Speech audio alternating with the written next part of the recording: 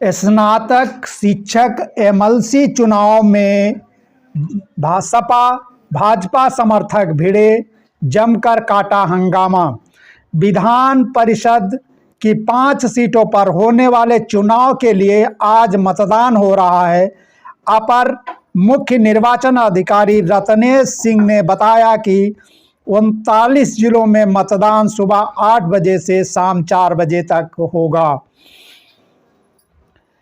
शिक्षक निर्वाचन क्षेत्रों में 238 मतदेय स्थल हैं। आयोग ने प्रत्येक निर्वाचन क्षेत्र में एक प्रेक्षक तैनात किए हैं। 594 सेक्टर मजिस्ट्रेट, 234 जोनल मजिस्ट्रेट तैनात किए गए हैं। सभी मतदेय स्थलों पर वीडियोग्राफी की व्यवस्था की गई है।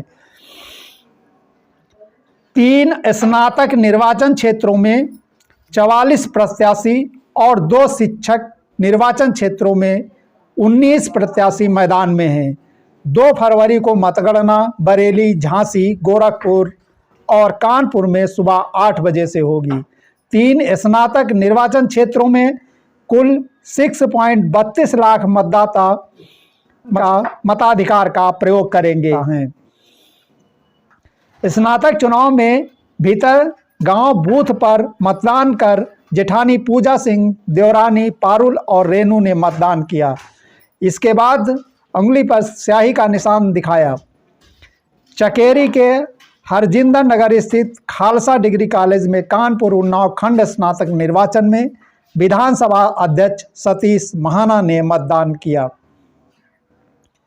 मुरादाबाद में कड़ी सुरक्षा व्यवस्था के बीच मतदान जारी है।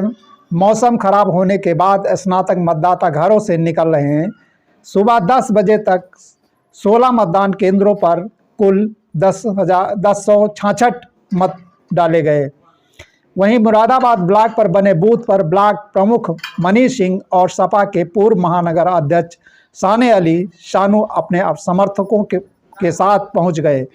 दोनों के बीच धक्का मुक्की हुई, जिससे हंगामा हो गया। सपा कार्यकर्ताओं का आरोप था कि भाजपा कार्यकर्ताओं ने बूथ पर कब्जा किया, जबकि भाजपा कार्यकर्ता सपा पर कब्जा करने का आरोप लगा रहे थे।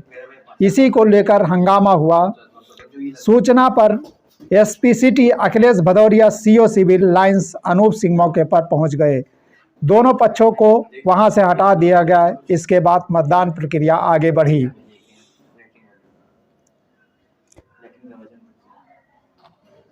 उधर बिहार में नीतीश कुमार बोले कि मर जाऊंगा लेकिन बीजेपी के साथ नहीं जाऊंगा।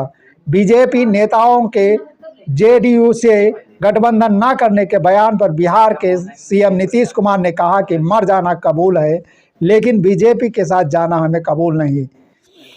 सबको पता है कि लालू यादव पर केस कर दिया गया। हम फिर से अलग हुए तो बीजेपी फिर से कुछ करने के चक्कर में है।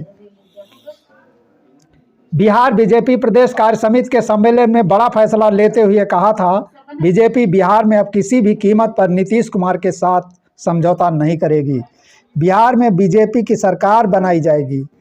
विधान परिषद में नेता प्रतिपक्ष सम्राट चौधरी ने कहा था, हमने बहुत दिनों तक दूसरों को माथे पर ढोया, अब बीजेपी खुद सरकार बनाएगी। इस पर सीएम नीतीश कुमार ने कहा कि हम मर जाएंगे लेकिन बीजेपी के साथ कभी नहीं जाएंगे। बिहार में बीजेपी चुनाव की तैयारियों में जुट गई है। दरभंगा में प्रदेश स्तरीय कार्य समिति का बड़ा सम्मेलन बिहार में होने वाले चुनाव और केंद्र के चुनाव सहित कई अन्य मुद्दों पर चर्चा की गई। इसी दौरान सम्राट चौधरी ने कहा, हमारे गृह मंत्री अमित शाह और राष्ट्रीय अध्यक्ष ने कहा है कि नीतीश कुमार के साथ अब कोई समझौता नहीं होगा। उधर बागेश्वर जिला कांग्रेस कमेटी ने कांग्रेस की हाथ से हाथ जोड़ो यात्रा को सफल बनाने का निर्णय लिया है।